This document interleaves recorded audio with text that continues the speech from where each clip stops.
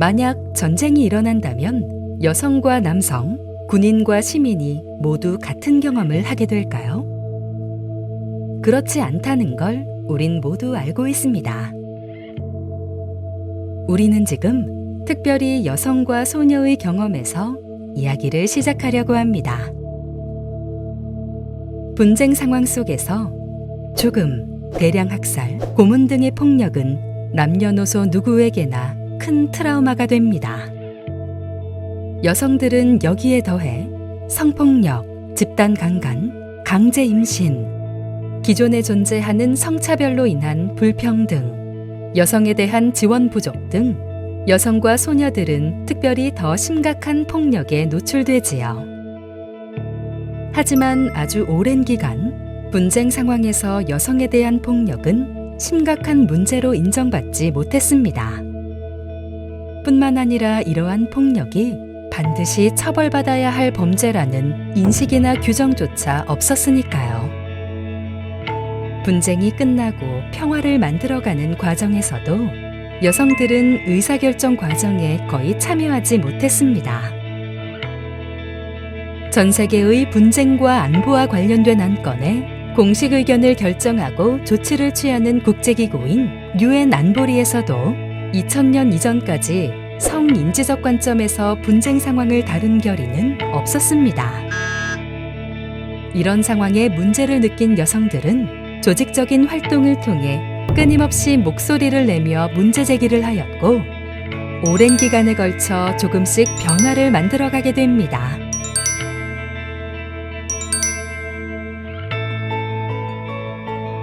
평화 과정에 여성의 참여를 촉구하고 무력 분쟁 상황에서 여성 인권의 보호를 위한 꾸준한 외침은 2000년 10월 31일 국제사회에서 드디어 공식적으로 결실을 맺게 됩니다. 분쟁 상황에서 여성 인권을 보호할 것과 평화 안보 의제에 관한 의사결정에 여성의 참여를 확대하고 성인지적 관점을 반영할 것을 권고하는 여성, 평화, 안보에 관한 UN 안보리 결의 13255가 채택된 것입니다. 안보리 결의는 UN 구성원들이 이를 수락하고 이행해야 한다는 점에서 국제적 규범으로 영향력이 있지만 강제성이 없기 때문에 각 국가에서는 국가 행동 계획을 수립하여 자발적으로 권고 사항을 지켜나가고 있습니다.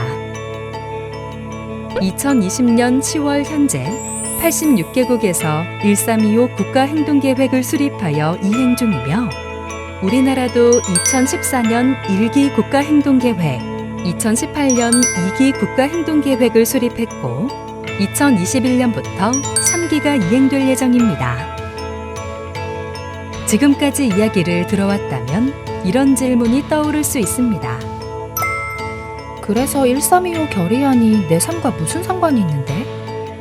세계 평화, 한반도 평화 이런 건 전문가들이 하는 말 아니야? 지금 당장 전쟁이 일어나는 것도 아닌데 관심을 가져야 하나? 하지만 조금만 둘러보면 이것은 내 삶과 가까운 이야기입니다. 여성이라는 이유로 삶의 안전과 평화를 위협받는 일은 일상 속에서도 자주 일어납니다. 꼭 나에게 일어나지 않더라도 뉴스를 통해서도 많은 소식들을 접할 수 있습니다. 한반도는 아직도 전쟁이 끝나지 않은 불안한 분단 상황이며 일본군 위안부 피해 경험이 있습니다. 오랜 분단 상황 속에서 군사주의 문화가 강화되었고 권위적이고 가부장적인 문화도 자리 잡았습니다. 단순한 개인의 범죄가 아니라 전쟁 이후의 구조적 맥락 속에서 쌓여온 젠더에 기반한 불평등과 차별과 그리고 다양한 형태의 폭력이 우리 사회에 존재합니다.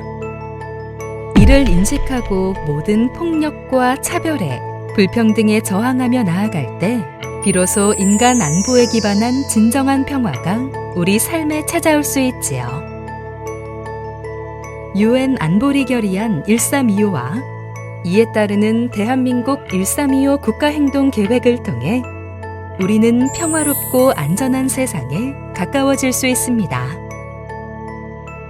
인구의 절반인 여성의 목소리와 경험이 반영되지 않은 평화가 의미가 있을까요? 여성의 힘과 목소리가 필요합니다.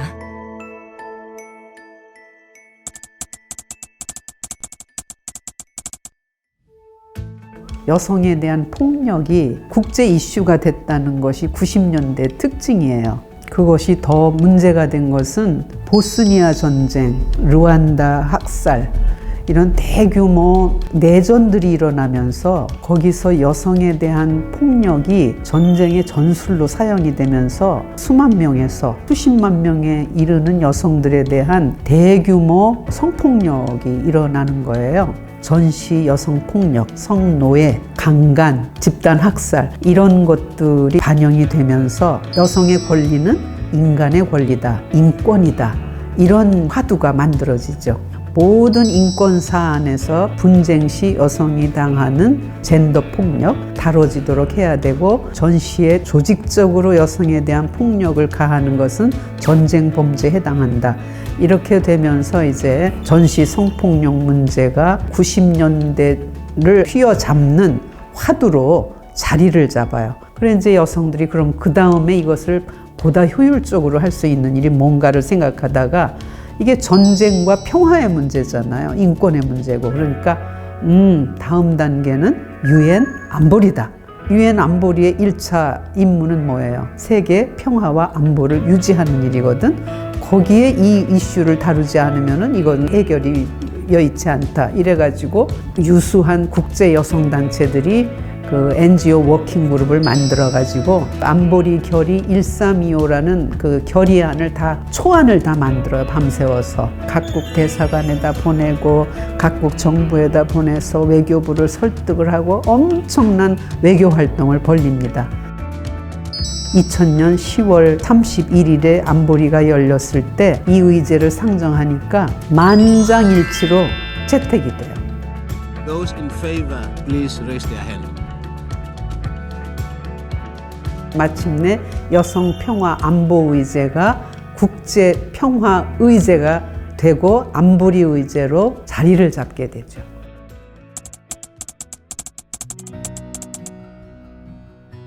(1325) 의 핵심 메시지를 아는 게 굉장히 중요해요. 두 가지예요. 하나는 보호하는 거, 여성을 전쟁 중에.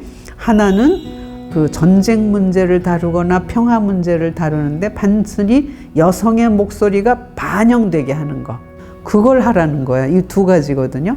그러면 한국 여성과 1325는 무슨 상관이 있냐? 두 가지가 다 상관이 있어. 우리는 전시 성폭력 피해 국가예요. 우리가 병자호란 때 여성들이 30만 명이 포로로 잡혀갔어요. 청나라에. 거기서 살다가 돌아온 여성의 이름이 있어. 환양녀라고 그랬어. 고향으로 다시 돌아온 여자들이라는 말이야. 그런데 그것이 발전해갖고 환양년, 비속어로 발전이 돼요. 너 거기 갔다 왔지? 너는 몸을 버린 여자야. 그런 성폭력 피해 국가예요, 우리는. 또 일제시대는 어땠어요?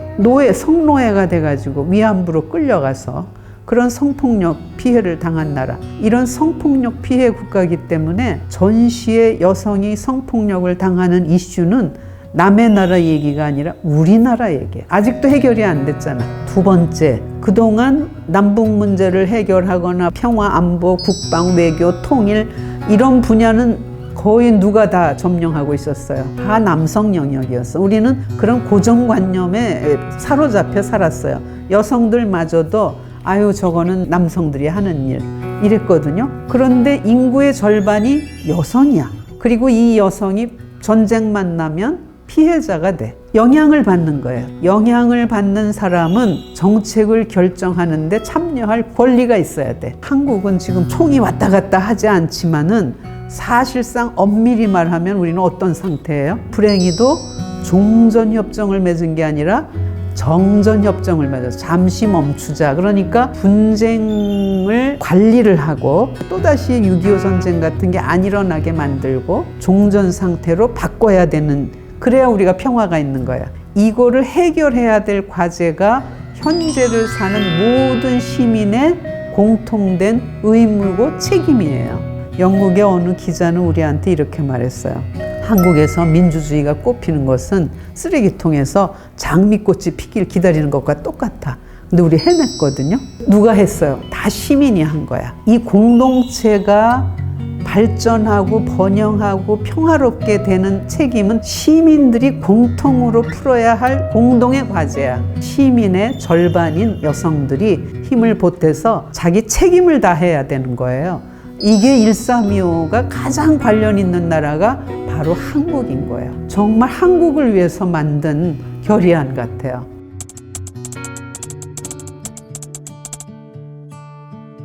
내가 1325라는 의제의 내용을 알잖아요. 그러면 이제 그런 눈으로 보는 거지. 옛날에는 어디 가보면 1층에 남자 화장실 있고 옛날에는 2층에 여자 화장실 있고 국회에 가면 여자 화장실도 없었대. 공과대학에 가면 여자 화장실도 없었대. 그런데도 그걸 아무도 문제 안 삼았거든. 근데 페미니즘이라는 그 렌즈를 끼고 보니까 화장실을 어떻게 했지? 이것도 다 새롭게 보는 거야. 왜 여성 화장실은 더 불편한 데 가서 있지? 그런 것들을 비판적으로 볼 수 있는 렌즈가 생겨요. 1325도 자기가 그걸 볼 수 있는 렌즈를 장착하는 거야.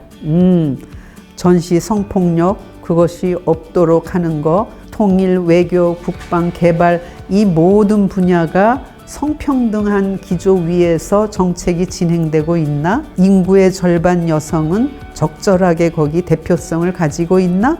이런 비판적 렌즈를 갖는 거예요. 예를 들면 문재인 대통령이 평양에 갔잖아요. 그럼 1325가 없으면 뭐 가나보다 이러는데 1325 렌즈를 깎인 젊은 여성들은 저기 여성은 어떤 자격으로 몇 명이 가지? 성평등한 구조인가? 이거는 평등의 원칙에 어긋나고 공정하지도 않은데? 이런 비판적 관점을 갖게 되고 비판적 안목으로 정책을 분별할 수 있어요. 그러니까 그동안 전쟁과 평화에서 여성의 입지는 피해자 이미지였어요. 보호받아야 될 대상. 그러나 1325의 궁극적인 목표는 피해자에서 변화의 주체가 되게 만드는 거예요. 주어진 질서를 그냥 받아들이는 것이 아니라 여성이 행복하고 안전하게 살 수 있는 세상을 왜 우리 손으로 만들 수 없어?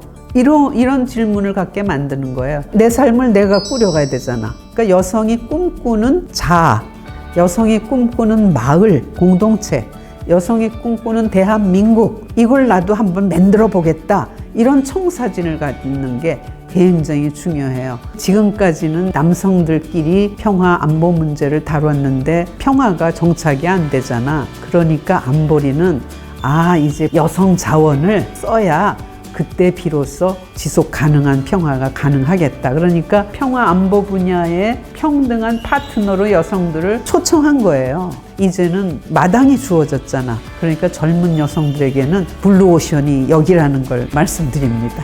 네.